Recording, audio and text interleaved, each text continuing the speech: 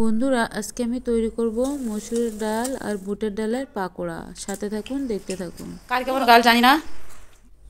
বন্ধুরা আজকে আমি মিথিলা বাবুকে সারপ্রাইজ দেওয়ার জন্য সন্ধ্যাবেলায় চলে আসলাম নাস্তা রেডি করতে। তারা দুজন গিয়েছে রাস্তায় হাঁটতে। এখানে আমি বুটের ডাল আর মসুরের ডাল 1 ঘন্টা আগে জলে ভিজিয়ে রাখছিলাম। তার সাথে আমি ব্লেন্ডার করে নিয়ে পেঁয়াজ কুচি, কাঁচামরিচ কুচি, লবণ, হলুদ, লঙ্কার গুঁড়া, জিরার গুঁড়া, ধনে গুঁড়া, চটপটি মশলা আর পরিমাণ মতো লবণ অ্যাড করে দিয়ে দিয়েছি। আর পেঁয়াজটা মুচমুচে রাখার জন্য দীর্ঘক্ষণ আমি গরম তেল অ্যাড করে দিয়ে দিয়েছি। পেঁয়াজের পরিমাণটা কম ছিল, সেজন্য আবারও পেঁয়াজ অ্যাড করে দিয়ে দিলাম। খুব সুন্দর করে আমি মিশিয়ে নিয়েছি।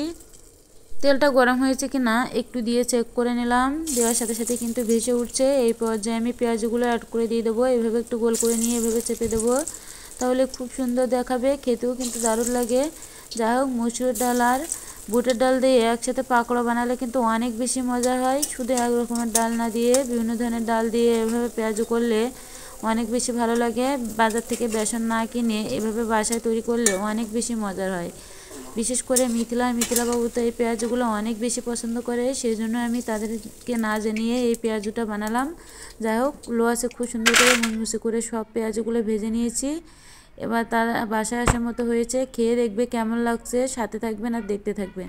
এটা কিন্তু গরম গরম খেতে অনেক বেশি ভালো লাগে। তার সাথে তো আছে টমেটো সস। টমেটো সসের রেসিপিটা সম্পূর্ণ আমার পেজে দেওয়া আছে, আপনারা চাইলে দেখে নিতে পারেন। বন্ধুরা মিথিলার বাবু কিন্তু গিয়েছিল হাঁটতে, আমাকে নিয়ে যায় নাই। এবার এই ফাঁকে আমি বাসায় পেঁয়াজু বানাইছি, তাদেরকে সারপ্রাইজ দেবো। তারা কিন্তু জানে না কি নাস্তা আজকে যে রেডি করছি সন্ধ্যায়, তারা কিন্তু জানে না। এই দেখো তোমাদের কিসের সারপ্রাইজ বলো তো, কি বানাইছি বলো তো? কি পেঁয়াজু? কিসের পেঁয়াজু বলতে পারবে? তোমরা কিন্তু বলতে পারবে না কিসের পেঁয়াজু। আবার তার সাথে আছে কি বলো তো, টমেটো সস। কে বানাইছিল টমেটো সস? তাই হ্যাঁ, একটু ভেঙে দেখাও। মুসমুস করছে একবারে। ওই তো মিথিলা বলছে একটু ভেঙে দেখায়। ডালের এই যে ডাল দেখা যাচ্ছে, 2 রকমের ডাল দেওয়া। আর বুটের ডাল কেমন লাগছে তাই বলো? অসাধারণ। অনেকে তো তৈরি করে লবণ ঝাল হয় না, কিন্তু এটা সব ঠিক আছে, বেশ ভালো লাগছে। লবণ ঝাল কিন্তু ঠিক না থাকলে ভালো লাগে না, বিশেষ করে এই পেঁয়াজুটা বানাতে গেলে। লবণ না হলে খেতে কি ভালো লাগে? লবণ ছাড়া আমার কাছে কোনো জিনিসই স্বাদ লাগে না। তাহলে আমরা এখন সবাই খেয়ে নেই। সবাই ভালো থাকবেন, ফিরে আসবো নেক্সট কোনো ভিডিও নিয়ে।